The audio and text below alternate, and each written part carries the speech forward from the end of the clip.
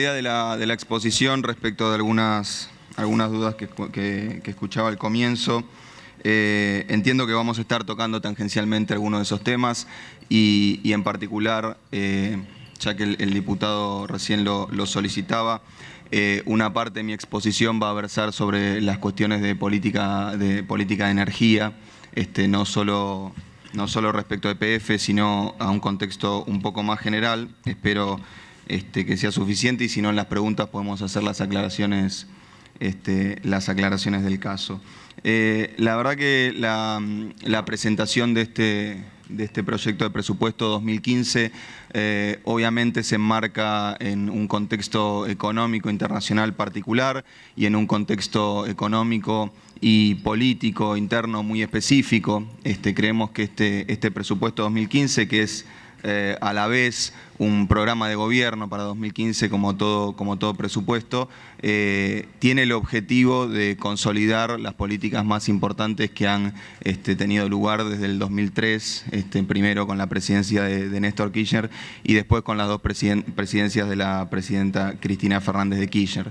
La idea de este presupuesto, como decía recién, es consolidar 3 o 4 ejes centrales de ese modelo económico que comenzó en 2003, que son la reindustrialización, la inclusión social y más recientemente la recuperación de la soberanía energética.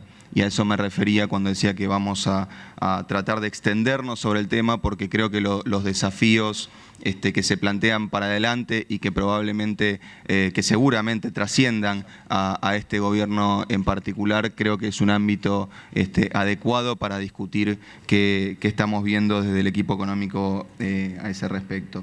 La verdad que, como decía, es un presupuesto que prevé un crecimiento de 2,8% del producto para el año 2005 y fundamentalmente me quiero centrar en esos logros que se han alcanzado en estos más de 10 años de gestión, que nos han permitido generar 6 millones de puestos de trabajo, 3 millones de empleo y sacar a 2 millones de personas de la desocupación cuando uno compara el país que recibió este gobierno en el 2003 con el que va a dejar administración mediante en 2015.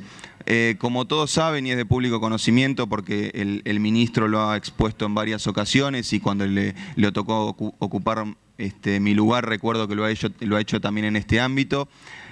A partir de 2008 entendemos que el mundo cambió drásticamente. En particular teníamos antes de 2008 un mundo que crecía al 5% y hoy tenemos un mundo que va a crecer en torno al 3% o incluso menos.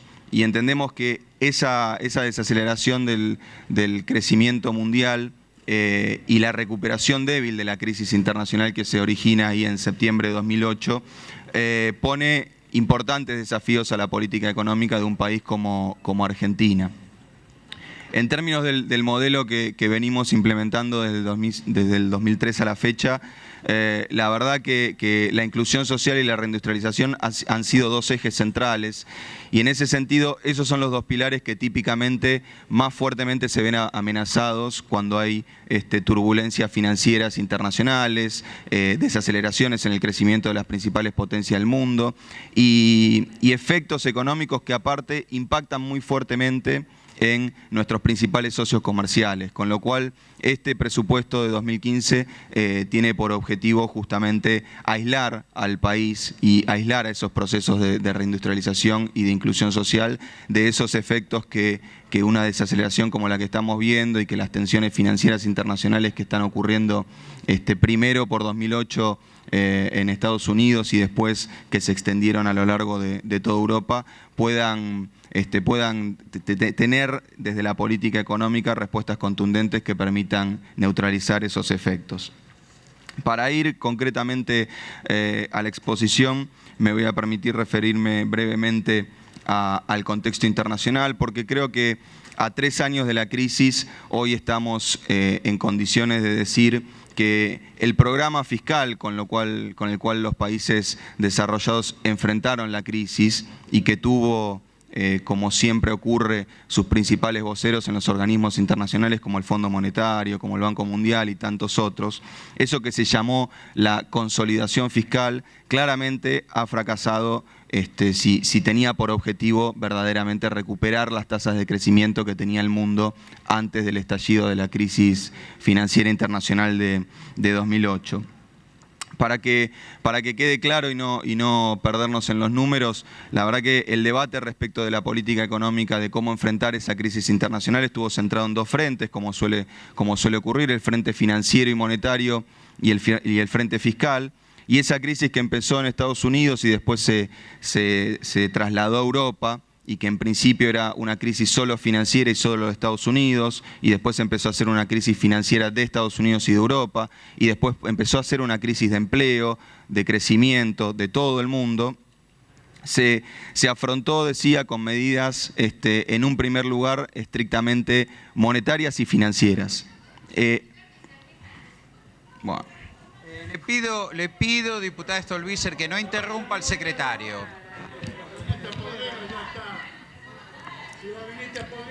Bien, continúo. Continúo.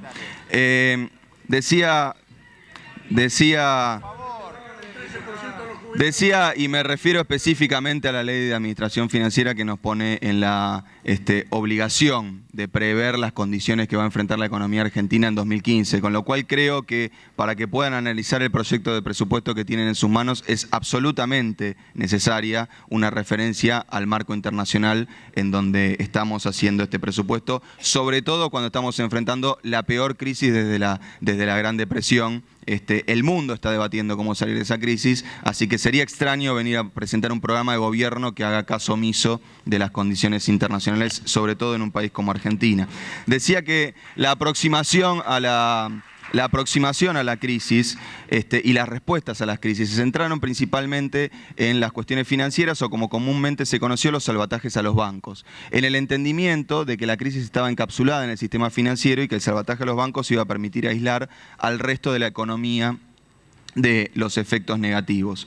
Cuando se empezó a desarrollar la crisis, las economías empezaron a sufrir en materia de crecimiento, empezaron a sufrir en materia de empleo y empezaron a ver sus números de desempleos crecer muy fuerte y muy rápidamente.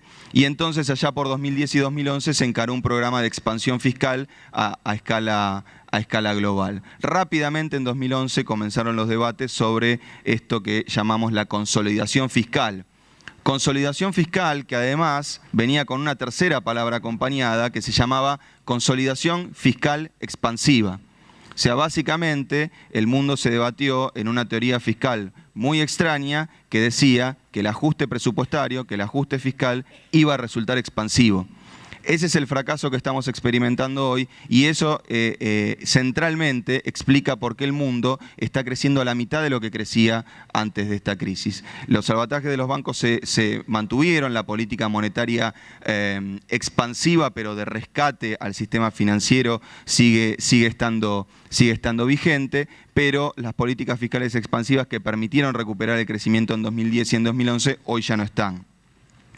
Tengo acá básicamente el resultado primario de los países europeos que más sufrieron esa crisis, para que veamos las superficies indican cuando están arriba de la línea positivo, cuando están abajo de la línea negativo, que muestran cómo entre 2010 sobre todo la expansión fiscal de países como España, como Grecia, como Portugal y como Irlanda fue una política deliberada para afrontar esa crisis internacional. Pero cuando uno mira qué pasó en 2013, y ahí tengo la tasa de expansión del gasto público de España, de Grecia, de Irlanda y de Portugal, vemos fenomenales ajustes fiscales, ¿sí? España bajando el gasto de una tasa de crecimiento de 8,3 en el periodo de postcrisis a 2,8 en 2013, Grecia reduciendo el gasto en términos nominales en 2013 en un 4,6, Portugal en un 7,3, Irlanda en un 8,8%.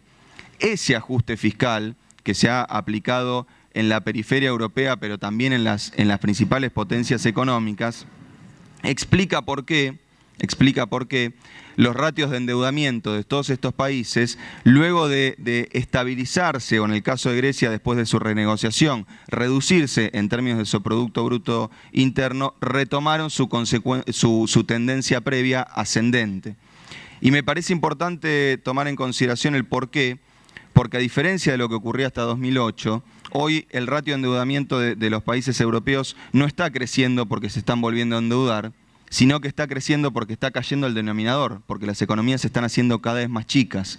Con lo cual la deuda que antes podía ser pagada con alguna renegociación mediante, vemos el caso de Grecia ahí arriba de todo, que luego de una reducción en el ratio de endeudamiento en 2012, hoy retoma la tendencia ascendente y la deuda se encuentra un 75% por encima del nivel de 2002, producto justamente de una caída en el PBI de Grecia.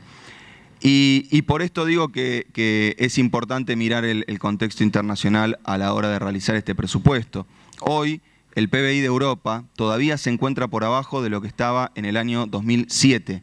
Ese es el mundo que enfrentamos cuando tenemos que hacer este presupuesto y cuando nos tenemos que plantear un programa de gobierno para 2015. Ni que hablar de Grecia, que es un 20% aproximadamente más bajo que antes de iniciar la crisis, y el resto de los denominados PIGS, que están todos por abajo de los niveles de producto que tenían en 2007.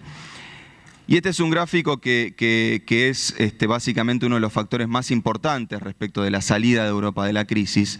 Ahí en azul oscuro tienen cuánto creció el trío Alemania, Holanda y Francia. Entre 2007 y 2011 ven que la barrita azul es grande, en 2009 cae, al igual que toda la zona euro.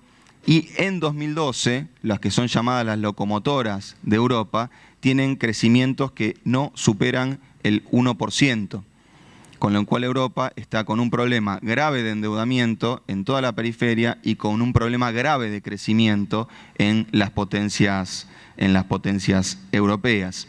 Eso obviamente se reflejó en un drástico aumento del desempleo. La zona euro hoy tiene una tasa de desempleo del 11,6%, con casos extremos como Grecia y España con 27 y 24% de desempleo respectivamente. Y esos son los efectos que nos ha dejado la crisis en Europa. Fíjense que en 2007 Europa, Irlanda, Grecia, España, Italia, Portugal tenían de hecho tasas de desempleo parecidas a las que tenía Argentina en ese momento. Hoy, en 2013, esas tasas de desempleo en muchos casos se triplicaron y se duplicaron en Europa. ¿Qué pasó con Estados Unidos? Estados Unidos ha seguido la misma dinámica. Ahí tienen agrupados los años donde la política fiscal ha tenido un sesgo claramente expansivo, que fueron 2008, 2009, 2010. Y a partir de 2011, sin pausa, 2012 y 2013, Estados Unidos ha retirado decididamente el impulso fiscal que le dio a su economía, lo cual se ha reflejado no solo en una menor tasa de crecimiento para Estados Unidos, que recién en este último periodo ha vuelto a crecer y no sabemos por cuánto tiempo más, sino que se ha reflejado en efectos mundiales como por ejemplo la drástica caída de las exportaciones chinas, que han visto sus exportaciones caer muy fuerte, y ahora lo vamos a ver más adelante. Pero lo que es válido para la política fiscal no es válido aún, y por suerte podríamos decir, para la política monetaria, porque el paquete de rescate a los bancos que ha implementado la Reserva Federal hoy se mantiene y se está empezando a retirar muy lentamente, con un ojo puesto en el empleo. Ahí tengo algo que ya lo hemos expuesto en varias ocasiones acá, simplemente una actualización de cómo se ha, me permito poner comillas, deteriorado el balance de la Reserva Federal. Y me parece una cuestión interesante también para el debate interno, ¿no? Cuando hablamos de cómo está compuesto el balance del Banco Central, cómo está compuesto el patrimonio, qué tiene en ese patrimonio. Fíjense, y lo vamos a ver después con algunos otros bancos centrales y con el propio Banco Central argentino, que la hoja de balance de un banco central no debe evaluarse de la misma manera que se evalúa la hoja de balance de un banco privado. fundamentalmente porque los bancos centrales tienen objetivos sustantivamente distintos a los bancos privados y en particular tienen un objetivo que es el bien conocido prestamista de última instancia, que es justamente cuando todo el sistema financiero pende de un hilo, tener un piso para que los bancos puedan sostenerse. Esa franja azul oscura muestra cómo la Reserva Federal de Estados Unidos salió a comprar masivamente estas famosas hipotecas basuras y las puso en su balance con el único objetivo de ponerle un precio sostén al precio de esos activos. En el entendimiento que ese precio sostén hace a las veces de sostén del balance de los bancos privados y que entonces impide la quiebra generalizada del sistema financiero y de esa manera impide que la crisis se siga expandiendo hacia la economía real. Y este es otro gráfico de Estados Unidos sobre el cual quiero llamar la atención y que me parece muy importante para cuando discutimos qué tipo de medidas de política económica tiene que tomar un país como Argentina cuando enfrenta contextos internacionales de desaceleración o de crisis como fue en 2009. La línea curva que ven ahí es el PBI de Estados Unidos, ¿sí?, en términos reales, y las líneas punteadas es la estimación de lo que los economistas llamamos PBI potencial, o sea, cuánto podría crecer la economía si utilizara plenamente sus recursos. Lo hace la Oficina de Presupuesto del Departamento de Tesoro. Y la línea roja es el PBI potencial que se calculaba en el año 2007 y la línea celeste es el PBI potencial que se calculaba en el año 2014. O sea, si Estados Unidos hubiese logrado seguir con la tendencia de crecimiento que tenía en 2007, hubiese transitado por la línea roja. Fíjense qué lejos estaría hoy de la realidad que es la línea azul curva. Pero en el año 2014, y a la luz de los efectos que tuvo la crisis internacional, Estados Unidos ajustó ese PBI potencial y hoy incluso se encuentra por abajo de las posibilidades de crecimiento que le dan una estimación que ya internaliza los efectos de la crisis. Esto, para decirlo en criollo, significa que las crisis tienen efectos permanentes, no transitorios. Esta idea que escuchábamos muchas veces en 2002, 2003, 2004, y algunos la seguían repitiendo hasta el año pasado, de rebote de la Argentina, me parece importante dejar claro que la economía tiene algunos paralelismos con la física de los cuales uno puede agarrarse para hacer más amena la explicación, pero la comparación llega hasta ahí. Las economías no rebotan. Las economías no rebotan. Cuando las economías caen, y en eso consiste el aporte científico más importante de la ciencia económica del último siglo, cuando las economías caen, no hay mecanismos que las hagan rebotar automáticamente. Y lo vemos en Estados Unidos, cómo la crisis de 2008 afectó su tendencia de crecimiento, su potencial de crecimiento. Fíjense cuánto puede llegar a Estados Unidos a volver a los niveles de crecimiento que tenía antes del 2007.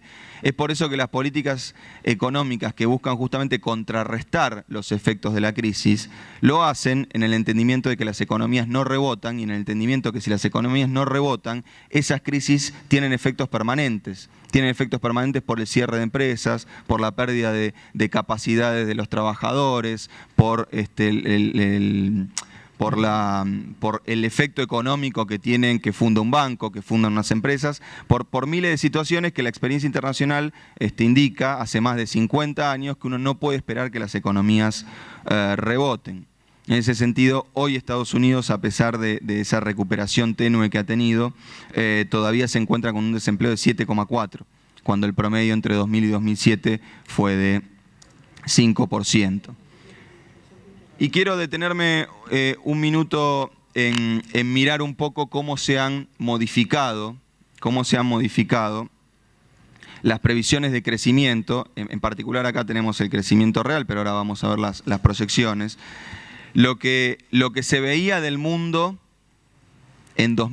durante 2014, pero lo que se veía de ese mundo durante 2013. Y acá también me refiero a la importancia que recién la diputada cuestionaba sobre mirar el contexto internacional, porque he escuchado también muchas quejas respecto de que el presupuesto de que la realidad del año 2014 nos ha puesto muy por fuera de lo que preveíamos en el presupuesto 2014, ¿no? Muchos de diputados acá los he escuchado decir que el presupuesto 2014 no se cumplió, que tenía un crecimiento previsto mucho más alto. Me parece que además es la obligación que nos impone la ley, pero me parece que este es un ámbito adecuado para explicar por qué preveíamos en 2014 un crecimiento mucho más alto que finalmente no terminó ocurriendo.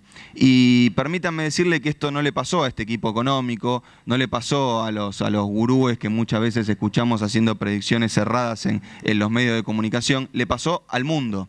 El mundo se equivocó respecto del crecimiento 2014. El mundo pensó que 2014 iba a continuar la recuperación e incluso que la economía iba a acelerar. Todos los analistas internacionales, todos los organismos internacionales prevían un 2014 creciendo mucho más rápidamente que lo que estamos viendo hasta esta etapa. Y fíjense si no lo que pasó con el comercio internacional. Hoy el comercio internacional entre 2003 y 2012 en volumen, esto es en dólares constantes, creció nada más que 2,3%. Cuando la salida de la crisis, con ese paquete de estímulo fiscal mundial, crecía en cantidades 10%. Hoy tenemos un crecimiento en el comercio internacional que es el 20% de lo que era hace solo 2 años.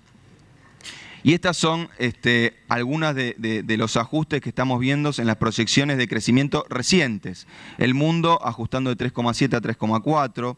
Las economías avanzadas, fíjense que ajustando casi medio punto porcentual, de 2,2 a 1,8. Los emergentes todavía, por suerte, bastante poco. Estados Unidos con casi más de un punto de ajuste en su crecimiento. China con solo 2 décimas. La zona euro todavía estable. Y Brasil, que si me permiten lo tengo un poco más adelante, ha ajustado, sus proyecciones de crecimiento según esta dinámica. Estas son las sucesivas proyecciones de crecimiento del Banco Central de Brasil. El gráfico empieza en enero de 2014 y el último es el último dato que tenemos. Brasil preveía crecer durante 2014 2% y hoy está ajustando esa proyección al 0,3%. 0,3%. O sea, fíjense si no ha habido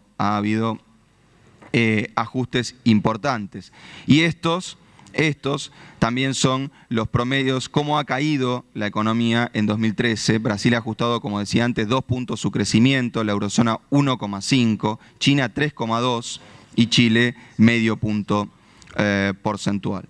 No me voy a detener demasiado en el análisis de los principales países de la región, pero vean simplemente la economía chilena, su situación macroeconómica. El gráfico, voy en el sentido de las agujas del reloj. El gráfico de arriba de la izquierda muestra el crecimiento del PBI, va entre 2012 y los últimos datos que tenemos para 2014.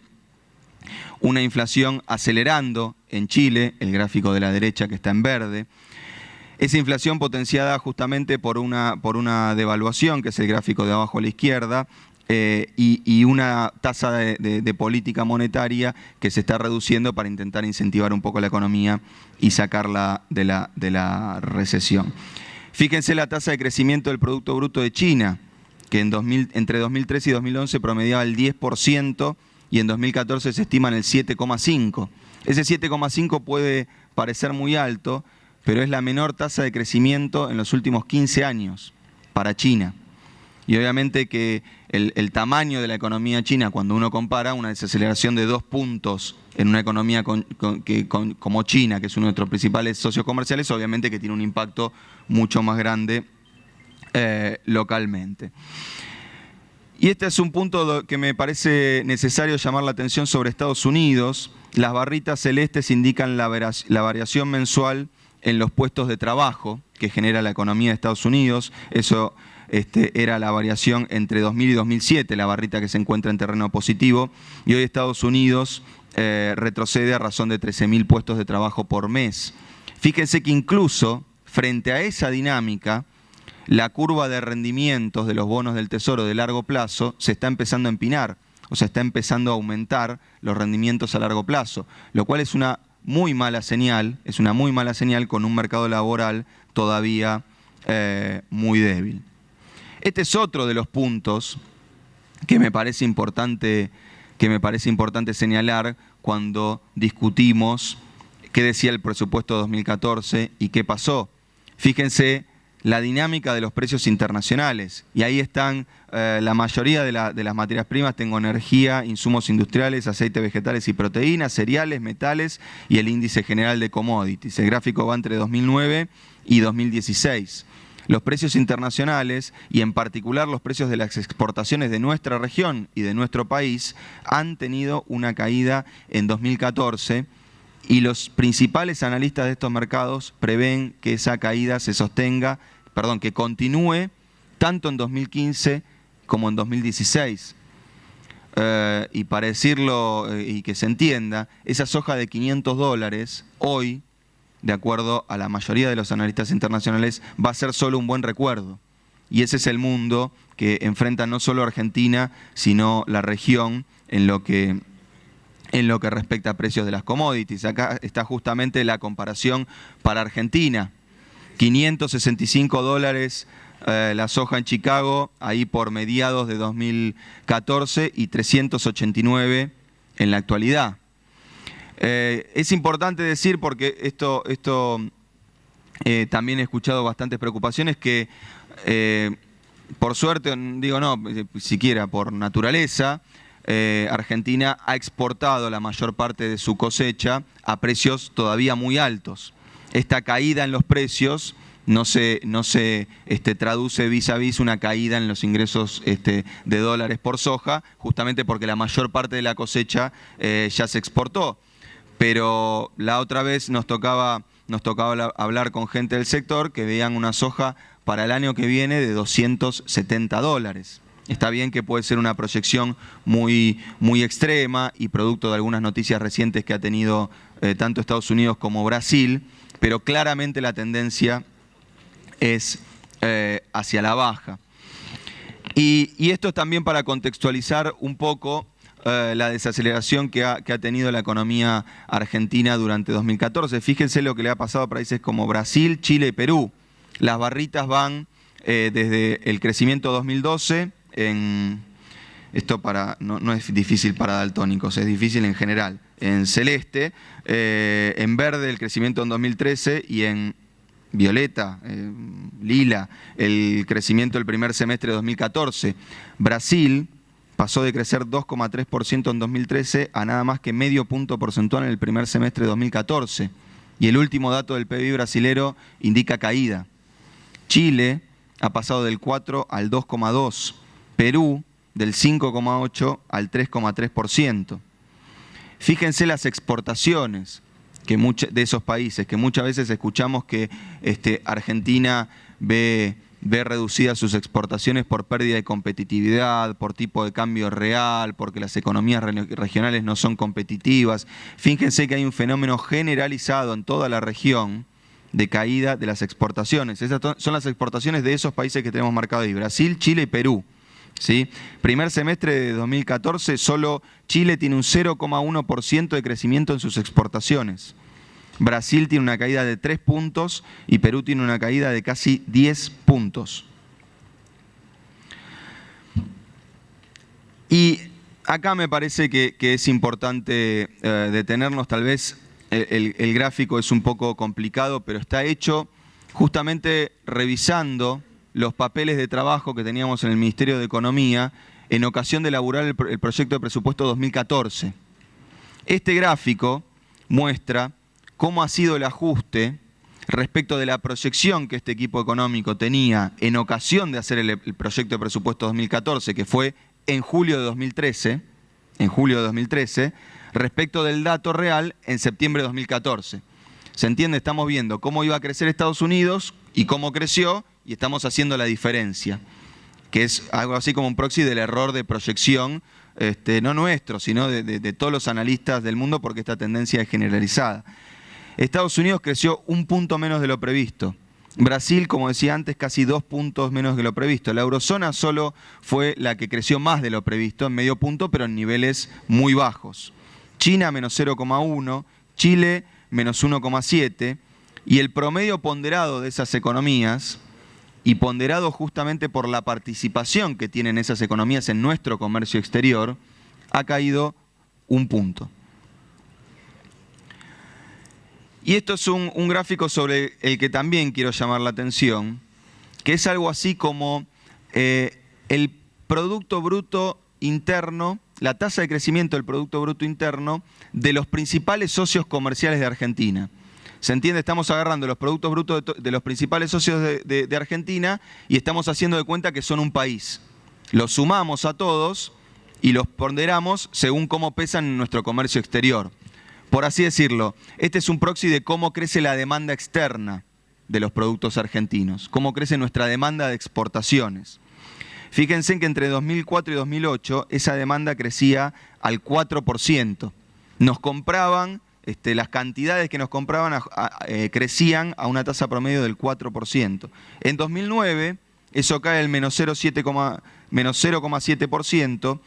Y en 2010 y en 2011, justamente producto de esa expansión fiscal a la cual me refería antes, crece 5,7, 3,6, en 2012 crece 2,1, en 2013 crece 2,7 y en el primer semestre de 2014 viene creciendo 1,8, la menor tasa de crecimiento de la demanda de las exportaciones argentinas desde 2004 a la fecha.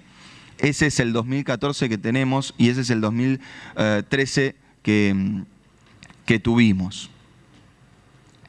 En este marco internacional es que creemos necesario explicar cuál ha sido el rol del gasto público en la política económica del gobierno.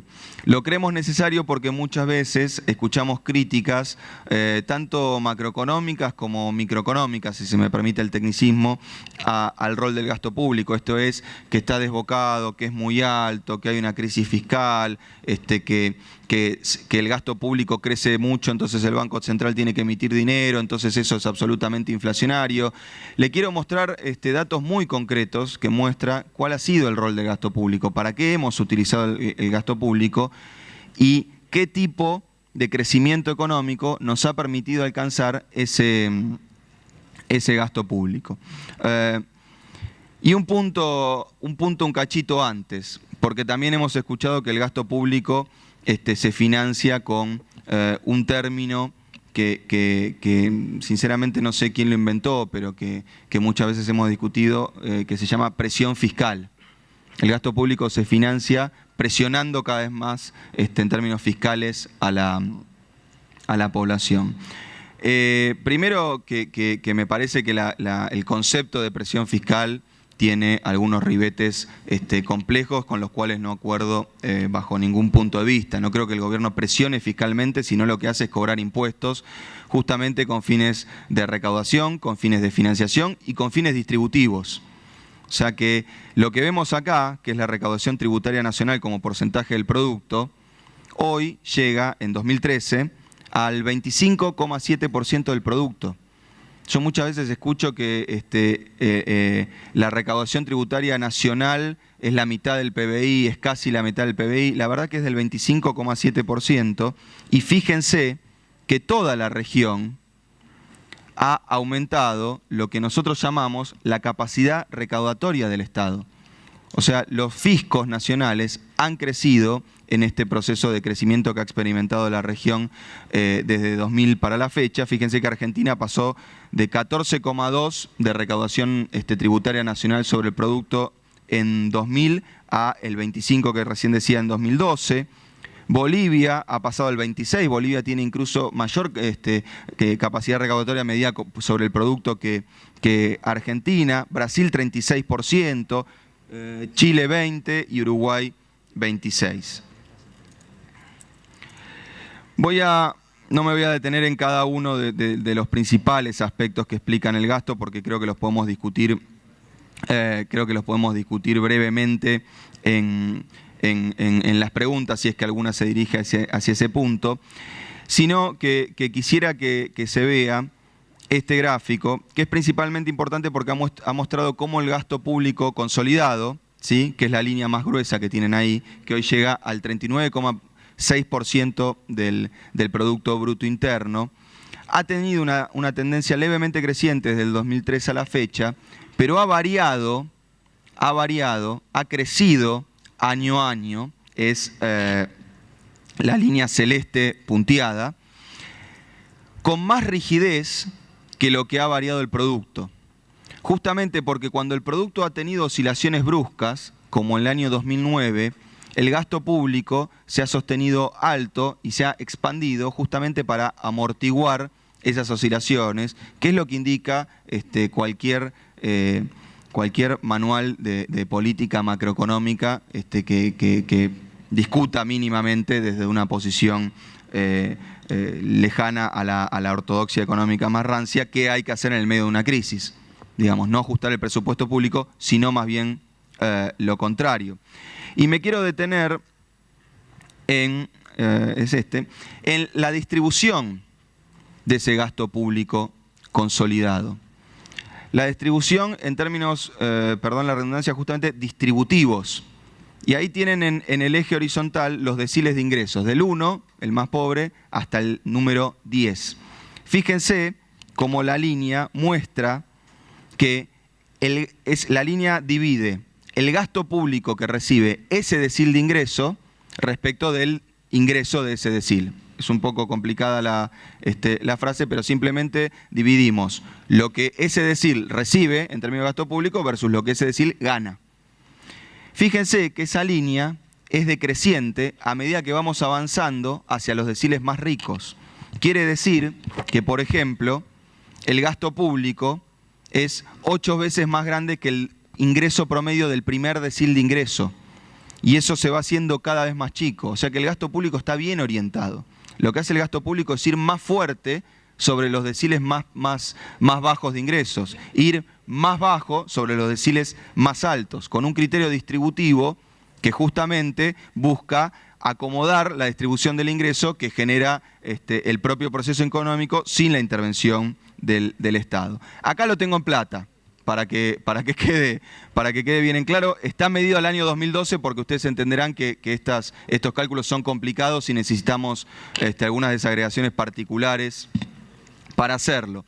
Arriba de la línea, ¿sí? Arriba de la línea está lo que el Estado aporta en plata a cada uno de los deciles.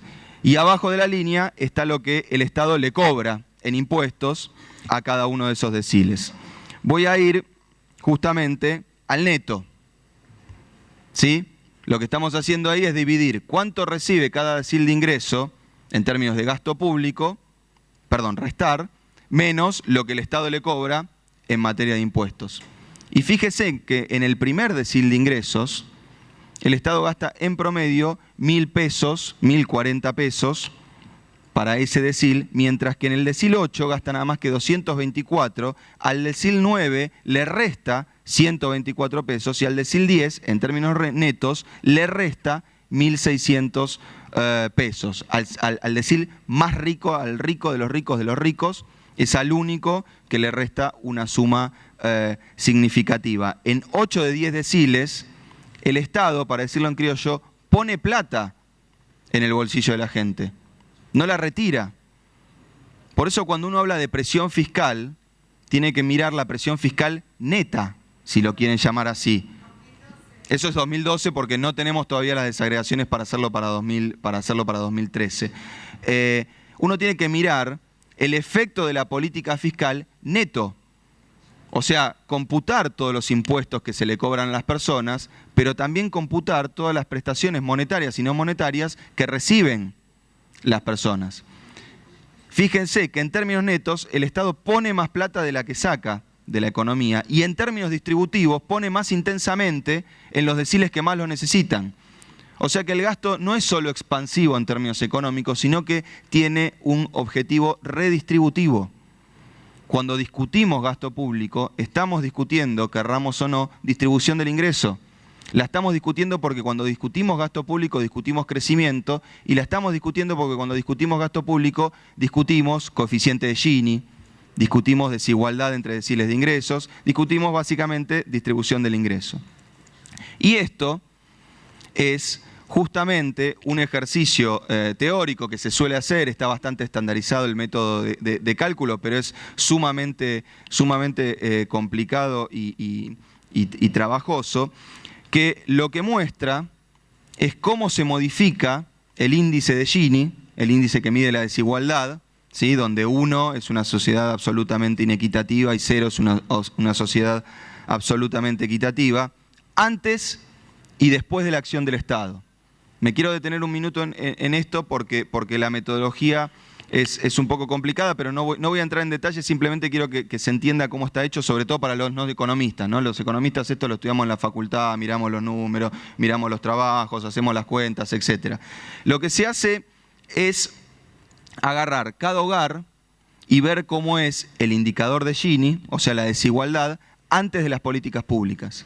O sea que se simula que ese hogar ni paga impuestos, ni recibe ningún tipo de transferencia por parte del Estado, ni monetaria ni no monetaria. Por así decirlo, que ese hogar no paga IVA, no paga ganancias, pero que tampoco va a un hospital público, ni cobra una asignación universal, ni una jubilación. Y después se compara esa distribución teórica, sin el accionar del Estado, tal vez lo que para algunos es un deseo, para nosotros por suerte es solo una comparación teórica, con el Gini efectivo que tiene esa sociedad, que obviamente tiene internalizado el efecto de las políticas públicas. Fíjense que en 2004 la sociedad era profundamente inequitativa y tenía un Gini de 0,60, muy cercano a 1.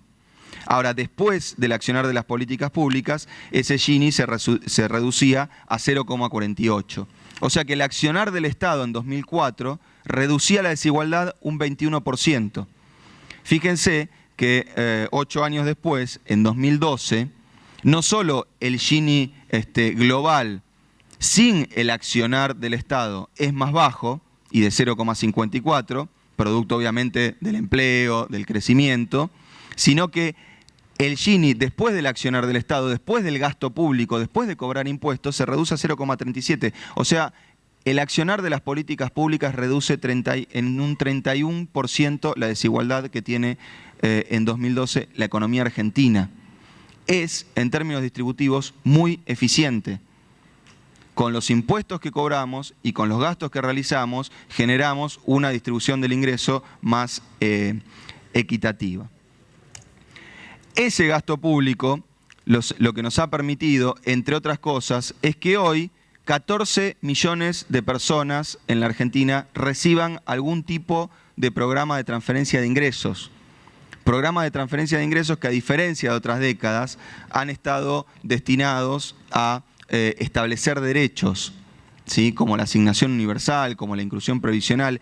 Este presupuesto 2015, ¿sí? Y este programa de gobierno implica terminar, por ejemplo, en el año 2015, con la universalización de la jubilación, con el 100% de cobertura de los adultos mayores en edad de jubilarse, gracias a una ley que, por otro lado, ha pasado por este Parlamento, e implica probablemente que 15 millones de personas, porque el cierre estadístico de estos datos es 2013, reciban algún tipo de programa de transferencias por parte del Estado. Ese gasto público y ese modelo de crecimiento nos ha permitido justamente que de un país donde nada más que 1,5 personas cada 10 recibían algún tipo de transferencia monetaria, hoy se hayan sumado 2 personas y 3,5 cada 10 reciban algún tipo de cobertura en materia de política de ingresos.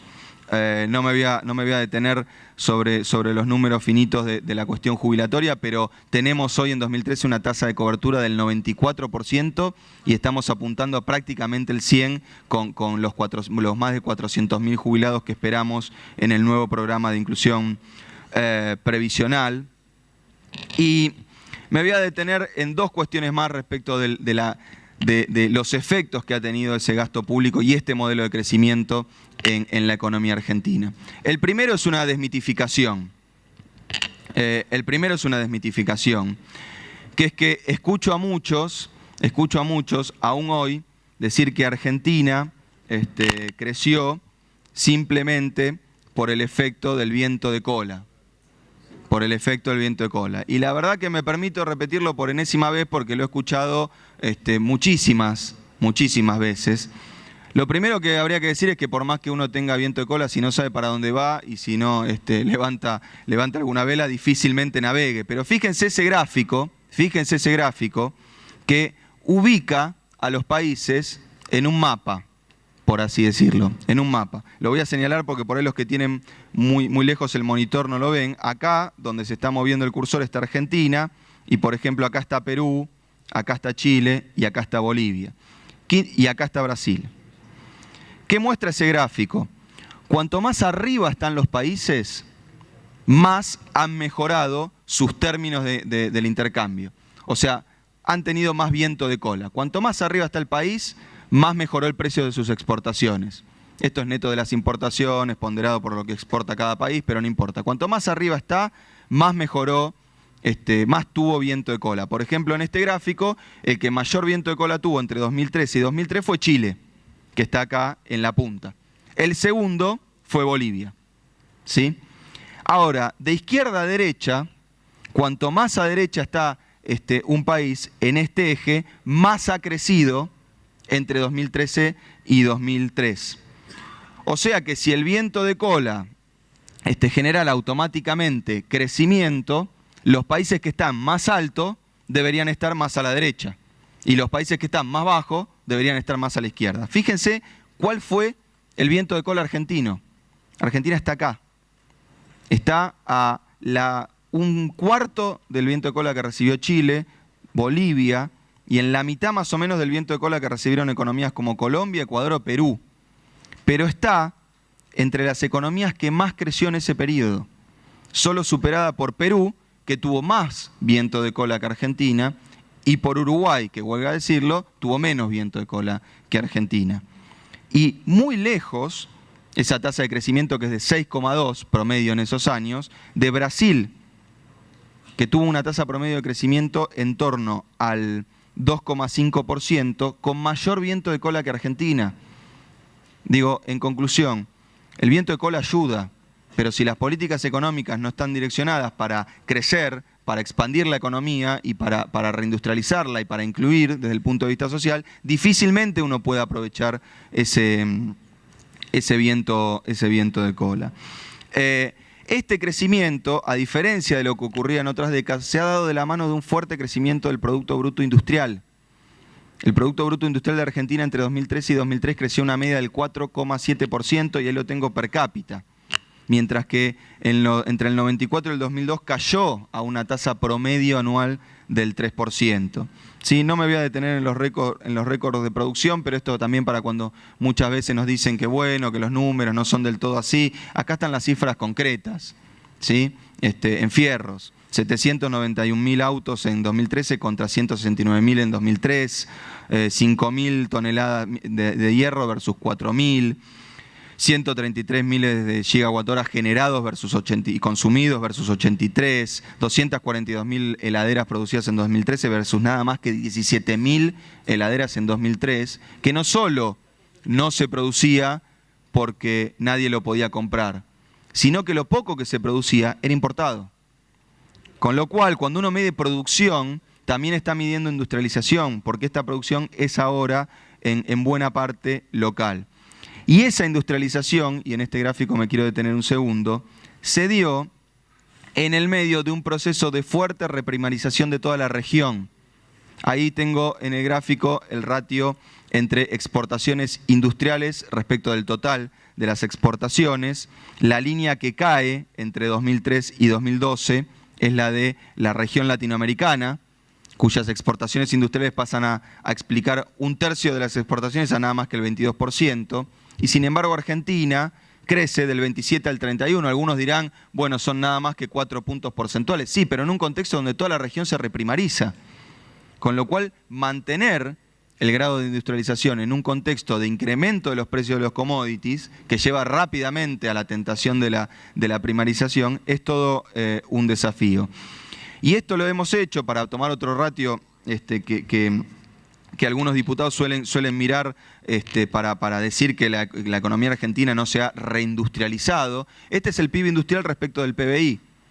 Y fíjense, es verdad, entre 2003 y 2013 hay nada más que un punto porcentual de crecimiento de la industria respecto del tamaño total de la economía. Pero fíjense qué le pasó a nuestros vecinos, porque Argentina, de la misma manera que no hace el presupuesto en el medio del vacío, tampoco intenta industrializarse en el medio del vacío. Argentina intenta industrializarse en una región donde economías como Chile han reducido la participación de su industria del 12% al 10%, Paraguay del 12% también al 10%, Ecuador levemente, casi la ha estabilizado, Brasil del 15% al 12,5%, Colombia y también Venezuela. O sea, en una región que se desindustrializa, Argentina se industrializa. Ese es un desafío muy importante y que hemos logrado superar. Digo, y datos concretos, con la creación de 14.000 empresas. La mitad de esas empresas son pymes entre 2013 y 2013, cuando entre el 96 y el 2002 desaparecieron en la República Argentina 9.000 empresas. ¿Sí? Con la creación de 482.000 puestos de trabajo en el sector industrial privado. Fíjense si no hubo un proceso de reindustrialización. Voy a pasar la parte regional, simplemente en aras de la brevedad y de que tal vez a algún diputado le interese discutir algún aspecto específico de las economías regionales, para mostrar estos últimos números respecto de cuál ha sido nuestra estrategia de crecimiento, en qué se ha basado y qué resultados ha tenido. Digo, cuando uno mira la historia de la economía argentina, muchos hablan de que la peor restricción que enfrenta y que ha enfrentado una economía como la Argentina es la restricción externa, es la falta de dólares, ¿no? Y muchos explican, de hecho, cada una de las crisis de la economía argentina como la aparición de esa restricción externa. Bueno, en realidad ha habido una restricción que ha sido tan o más dañina que la restricción externa para la economía argentina, y que ha sido la restricción del sobreendeudamiento. Desde el 74 a la fecha, las cuentas externas argentinas se deterioran sistemáticamente, tendencialmente, por el sobreendeudamiento que tiene, que es la base del proyecto neoliberal que empieza en el 76. Fíjense simplemente relaciones bastante claras. Entre el 93 y el 2001, ¿sí?, la deuda pública externa se incrementa en términos nominales casi 31.000 millones de dólares. Digo, podríamos explicar todo lo que hay atrás de esto, pero simplemente el gráfico es para tener los números a mano. Pero ese crecimiento de la deuda, ese crecimiento de los servicios de la deuda y esa presión que ponía el sobreendeudamiento sobre el presupuesto público hacía que el permanente ajuste no permitiera que la economía creciera más de 1,5% en ese periodo. La quita de deuda que instrumentó este proyecto político, que fue de 42.800 millones de dólares, que justamente hubo de quita de deuda, ahí está, ha permitido que la economía crezca al 6,2% entre 2003 y 2013. Fíjense, algunos dicen que de 2009 se terminó el modelo, no hay más crecimiento, no hay más generación de empleo, no hay más nada. Este proyecto empezó con una tasa de desempleo del 20%. Y producto de la crisis internacional de 2009 tocó un pico de 9,1%. Hoy estamos en 7,5%. O sea que hemos sacado entre puntas a 2 millones de personas del desempleo. 2 millones de personas del desempleo, generando, ya lo dije, 6 millones de puestos de trabajo, reduciendo la informalidad, sobre la cual todavía falta trabajar y mucho, reduciendo la desocupación juvenil, punto importante si los hay. Hoy Europa los jóvenes duplican la tasa de desempleo que la población general y llegan a tasas de desempleo del 50%. 1 de cada 2 jóvenes en Europa hoy está desocupado.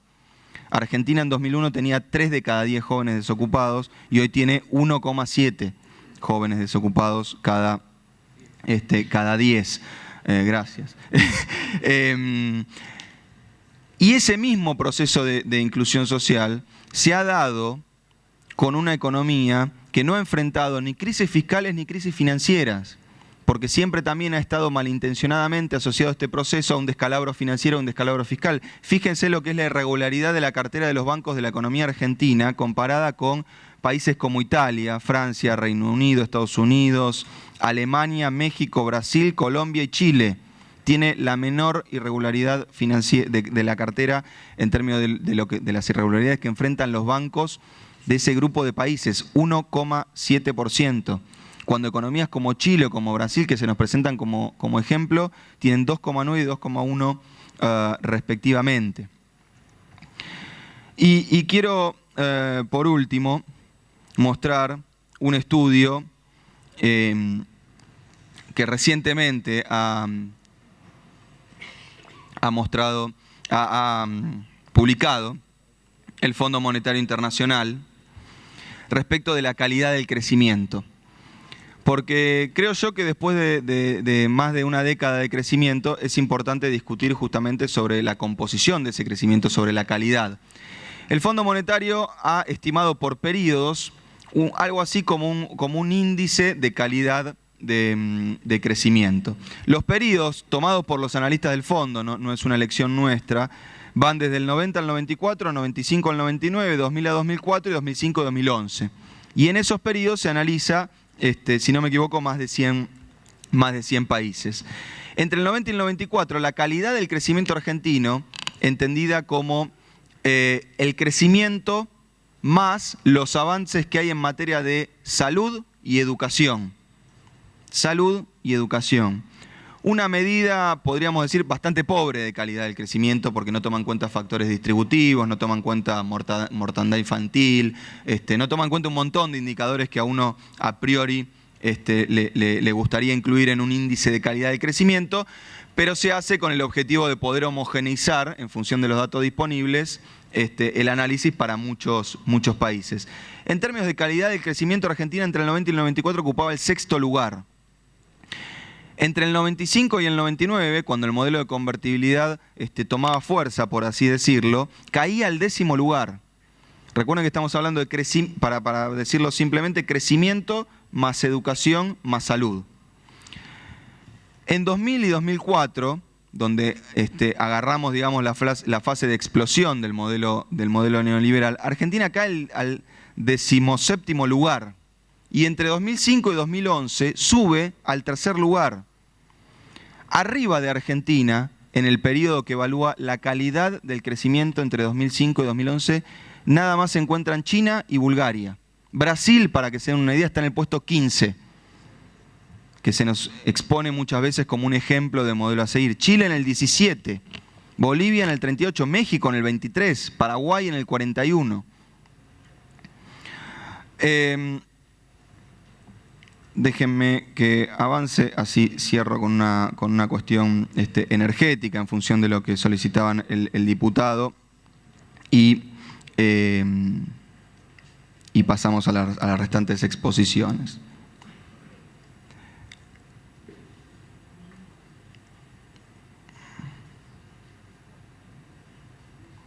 Pensé que en esta parte iban a aplaudir, pero... Bien, la cuestión energética que recién... Tremendo. La cuestión energética que recién preguntaba el diputado, bueno, que ya no está, pero lo vamos a contestar igual. Quisiera simplemente mostrar algunos resultados. Gracias, diputado, gracias. No lo quería mandar al frente. Pero... Quisiera mostrar algunos resultados y comentar justamente algunos desafíos que tenemos en materia energética. La mayoría conocen estos resultados, con lo cual los voy a pasar muy brevemente. Es básicamente cómo en muy poco tiempo una YPF con gestión estatal ha podido recuperar producción y abastecimiento energético, ¿sí? Ahí ven la producción de petróleo, que entre 2013 y 2012 creció 6%, cuando venía de caer un 44% entre 2010 y 2003. Y cuando miramos los primeros 6 meses de 2014, el crecimiento es del 9%. O sea que YPF no solo empieza a recuperar producción, sino que lo hace a tasas aceleradas. lo cual es un desafío aún mayor, ¿no? Porque los que conocen de la industria petrolera saben que la primera fase de la recuperación de la producción es relativamente sencilla en comparación. Ahora voy a ir a eso, diputado, gracias. Ahora voy a eso. Ahora estamos creciendo a tasas más aceleradas, lo cual es doblemente complicado cuando uno habla de petróleo.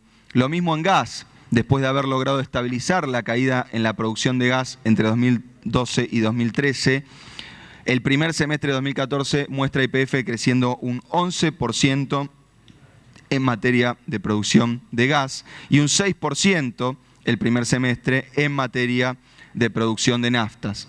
Esto se ha hecho gracias a un incremento brutal de los pozos de exploración, ¿sí? Que pasaron de 10 pozos entre 2009 y 2011 en promedio a 28 pozos en el año 2013. Y en los primeros 6 meses de 2014, comparado con los primeros 6 meses de 2013, 17 pozos contra 11, un crecimiento del 55% en esos pozos. Y acá quiero mostrar un poquito la actividad de YPF. Fíjense los descubrimientos. En marzo, un yacimiento en Los Caldanes. En mayo, en el Trébol, Chubut. En junio, en Paso de la Banda del Norte, Mendoza, un yacimiento de Thai Gas. En agosto, en Agrio, Neuquén y en Mendoza. Y también en agosto, los Perales y las Mesetas en Santa Cruz de hidrocarburos convencionales. En 2014, YPF ha tenido un descubrimiento cada mes y medio. Fíjense cómo ha cambiado drásticamente la actividad de exploración. Y lo mismo en explotación. Esto ha sido posible gracias a un incremento muy importante de la inversión de YPF, que por el tamaño de la empresa, YPF es hoy la empresa más grande del país, no solo ayuda a recuperar rápidamente, a paso acelerado, el autoabastecimiento energético, sino que aparte le hace un aporte muy importante a la economía en general y a la realidad de las provincias, ¿no? Muchos de los diputados de las provincias denominadas petroleras sabrán cómo está siendo el impacto de esa recuperación de la actividad, y no solo de YPF, sino de muchas otras empresas petroleras y gasíferas que ahora voy a mostrar. En 2013 la inversión de YPF se incrementó en un 80%. Pasó prácticamente casi el doble, pasó de los 16.000 millones de pesos a los 30.000 millones de pesos. La tarea de recuperación del autoabastecimiento energético no puede quedar solo en manos de YPF. Y es por eso que a partir de enero de 2013, también desde la Comisión de Hidrocarburos que hoy me toca presidir, hemos implementado un plan de estímulo a la producción excedente de gas. Entre casa lo llamamos Plan Gas, no tenemos mucha inventiva para los nombres, que lo que ha reconocido en un debate que me parece importante dar, porque muchas veces lo hemos dado en este Parlamento, lo que ha reconocido es un precio más alto del gas, pero atado a un compromiso de producción excedente. Digo, ¿cuál era el debate, si se quiere, entre el modelo de Repsol y el modelo de la YPF estatal? Lo que quería en ese momento Repsol era financiar la inversión necesaria para recuperar producción con un incremento de precios. Incremento de precios que se iba a aplicar que Repsol pedía aplicar sobre toda la producción. O sea, Repsol pedía básicamente de un gas que se pagaba $2 en el mercado interno, cobrarlo $7. Y a cambio, ¿qué nos podía dar? Nada, caída en la producción. Pero mayor cantidad de recursos probablemente para ser girados al exterior. Lo que hizo el plan de estímulo a la producción de gas es remunerar con un precio más alto la producción de gas que se encuentra por encima de lo que se considera el deterioro geológico del yacimiento que la empresa tiene a su cargo. ¿Se entiende? Cada pozo tiene un nivel de caída tendencial que está explicado por las condiciones geológicas de ese pozo. Para no caer a esa velocidad, la empresa tiene que o bien implementar acciones de recuperación primaria y secundaria en el mismo pozo, o bien, para decirlo en criollo, hacer un pozo al lado. Lo que hace el plan de estímulo a la producción de gas es justamente remunerar con un precio más alto, que puede ir desde los $5 hasta los $7,5, esa producción excedente. y se hace teniendo en cuenta la complejidad geológica y la especificidad geológica de cada pozo. Justamente para no remunerar y para no incrementar el precio del gas en el mercado interno de una producción en caída, sino incrementarlo cuando la producción retome un crecimiento. Fíjense, acá tenemos la producción de gas natural en un índice que tiene base en enero del 2012. En celeste son las empresas que a partir de enero del 2013 se inscribieron, están inscriptas en el programa de estímulo, versus las empresas no inscriptas. Fíjense cómo esta curva, que venía cayendo tendencialmente, se estabiliza y hoy se encuentra en niveles de producción que son un 3,6% más altos que los niveles de producción de 2011, mientras que el resto de las empresas siguen cayendo, ¿sí? El resto de las empresas no es que no se inscribe porque no tiene ganas, no le gusta el programa, no le cierra el precio, sino porque muchas veces tiene un set de una serie de yacimientos donde es mucho más difícil recuperar la producción o por ahí es directamente imposible recuperar la producción. Pero estas empresas que están inscriptas en el plan gas explican el 75% de la producción total de gas del país.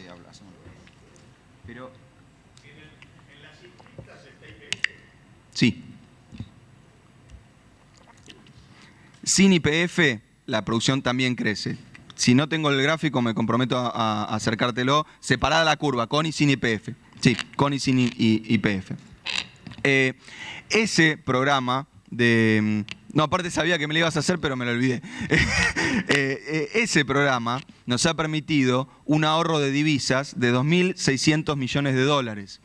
O sea que además es un programa, para los que tienen esta preocupación muy exacerbada, fiscalmente sustentable. ¿Por qué? Porque el incremento en el precio de la producción adicional de gas se hace por abajo del costo de oportunidad de ese gas. Es decir, hoy Argentina, si no produce un metro cúbico, 1 millón de BTU de gas, lo tiene que importar a precios que oscilan entre 15 y 16 dólares, 17 dólares en algunos casos. Entonces, lo que hace Argentina es, si una empresa incrementa en 1 millón de metros cúbicos su producción de gas, lo remunera en un rango que va entre 5 y 7,5 dólares. Con lo cual, además, tiene un ahorro de 7,5 dólares. O sea, lo está remunerando a la mitad de lo que sería el import parity para combustible equivalente. Con lo cual es un programa que además le ahorra recursos al fisco. Para ir recuperando ese autoabastecimiento energético, es que también recientemente hemos implementado un programa de reasignación de subsidios en materia de gas, porque como ustedes saben, la economía argentina es gas intensiva y justamente la producción de gas, por lo menos hasta la recuperación de YPF y hasta la implementación del programa de estímulo llamado Plan Gas, venía cayendo. Ese incremento en las facturas de algunos consumidores que han ocupado la tapa de los diarios, lo quiero poner en perspectiva. Porque se ha hablado de tarifazo, de ajuste, de no sé cuántas cosas más. Y cuando uno compara las facturas que quedan luego de retirar una porción de los subsidios al consumo residencial de gas con el salario promedio de la economía, estamos en una incidencia del 0,6%. 0,6%. Es, por así decirlo, el nivel de subsidios relativo al poder adquisitivo de la población que teníamos en 2011. O sea, que no es que hemos llevado las tarifas de vuelta a los 90, las dolarizamos, aplicamos incrementos brutales. Sencillamente hemos calculado ese retiro de subsidios de una manera no solo fiscalmente sostenible, sino distributivamente sostenible. Y fíjense que cuando uno lo compara con el haber mínimo, el peso de esa factura para un consumo promedio es del 2%.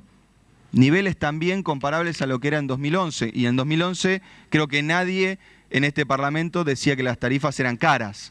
o que había un tarifazo, o que...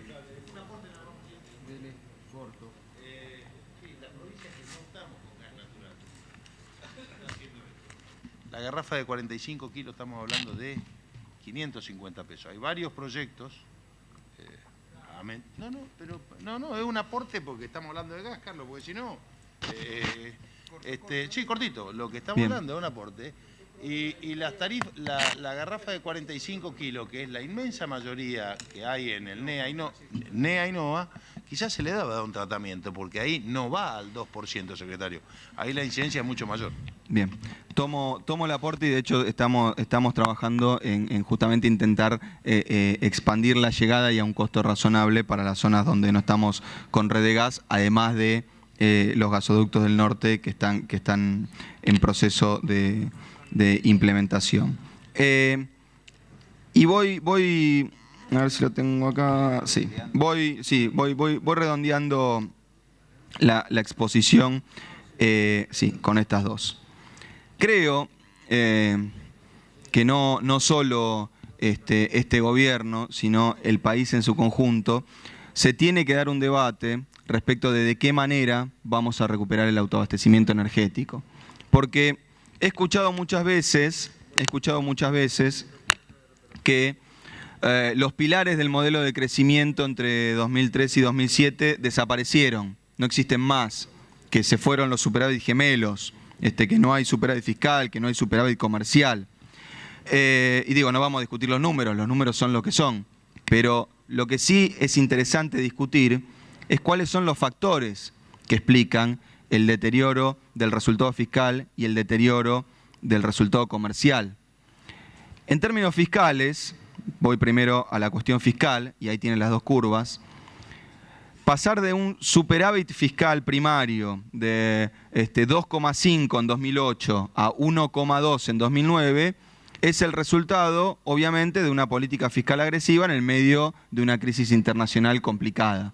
Ahora, pasar de 1,4 en 2010 a un resultado primario prácticamente equilibrado en 2011 es el resultado también de una decisión en términos distributivos, que es no trasladar a la sociedad el costo de la pérdida de autoabastecimiento energético.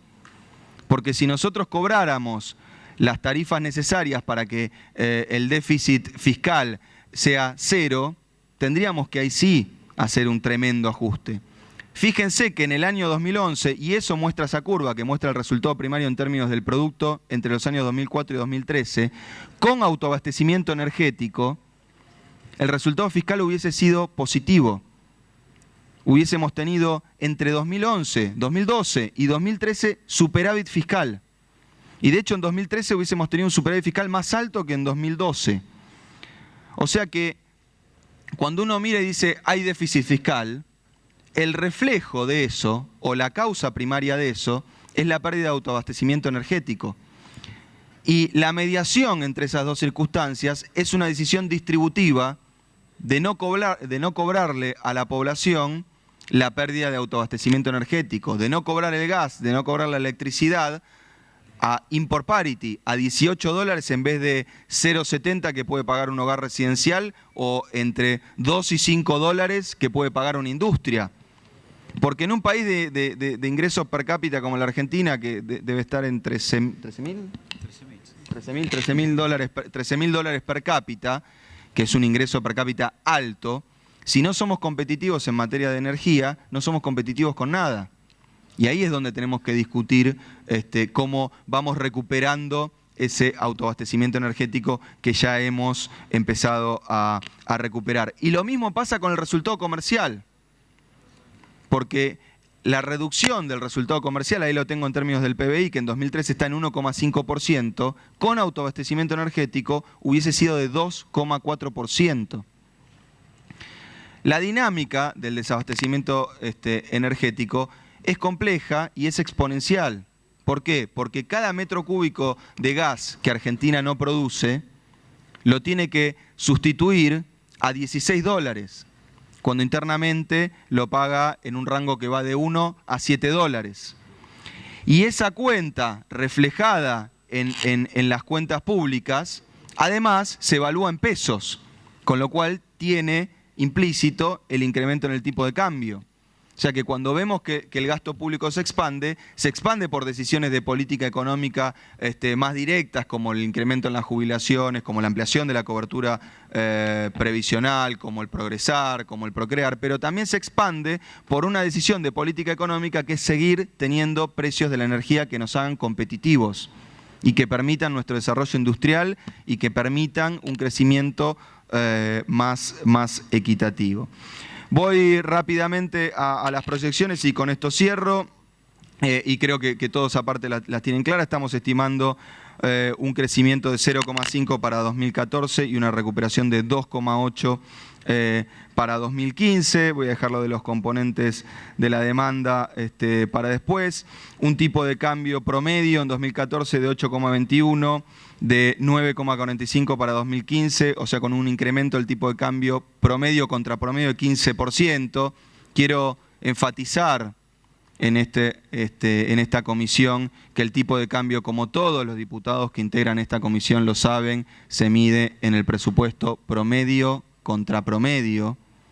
Ese no es el tipo de cambio de diciembre, como algunos diputados de esta comisión lo han expresado en algunos medios de comunicación. Es un tipo de cambio que se mide promedio contra promedio, implica un crecimiento del 15% entre años. Tipo de cambio que ha despertado muchos debates, porque empezamos con las críticas respecto de la técnica presupuestaria, de nuestras proyecciones, etc. Fíjense, acá tenemos desde 2008 hasta 2014, y con el proyecto de presupuesto 2015 ahí solito sobre la derecha, las proyecciones que hicieron los respectivos equipos económicos sobre el tipo de cambio. La primera barrita es la proyección que se hace a un año vista. Y la segunda barrita es las proyecciones que se hacen a 2 años vista. Como decir, si evaluáramos la proyección del presupuesto 2015 del tipo de cambio de 2016. Fíjense que el único punto de divergencia importante es 2014. En todos los otros años, la proyección que está incluida en el presupuesto ha sido muy parecida a lo que es finalmente el tipo de cambio promedio de la economía, que para 2015 está en 9,45. La variación del índice de precios al consumidor nacional urbano, 22 cerrando en 2014 y en torno al 14,9% para 2015. Me voy a concentrar solo en 2015 para no abundar sobre 2016 y 2017. Un superávit comercial de 7.500 millones en 2014 y de 9.200 millones de dólares en 2015. Respecto de algunas críticas que enmarcan este presupuesto como un programa o un plan de ajuste. Quiero hacer 2 comparaciones. La primera, la aritmética, y la segunda un poquito más política. Todos los renglones sensibles del gasto de este presupuesto se incrementan por encima de la proyección de la variación del índice de precios al consumidor que está puesta en este presupuesto. Pero además, me parece que cabe preguntarse si durante más de 10 años no hicimos el ajuste, ¿por qué íbamos a empezar justo ahora? Muchas gracias.